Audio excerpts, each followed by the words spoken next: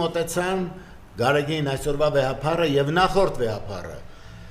Ըստ որում ավելի շատ ձայներ էր ստացել Գարեգին երկրորդ վեհապարը, որ այն ժամանակ դեռևս սրբազան էր,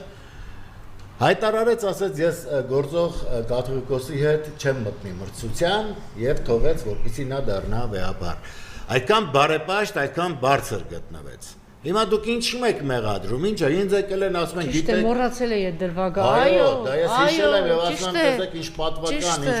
բարեպաշտ մոտեցում էր դա։ Հիմա ինձ շատերը ասում են, գիտեք, երեխա ունի, ես ասում են ինչ որ մի երեխա ունի, ասում եմ, ցավոք, ափսոս որ մի երեխա ունի, ես կուզեի 10 երեխա, 100 երեխա ունենար, ինձ դա երբեք չեմ կապում հոգեվոր ուրեմն գործնայության հետ, ինչպես է քահանաները ամուսնանում են եւ երեխաներ ունեն եւ ես դա ուսումնասիրել եմ Ներսես կաթողիկոսն է այդ օրենքը ուրեմն ներառել ինչի համար որպեսզի կապիտալը եկեղեցական չգնա մասնավոր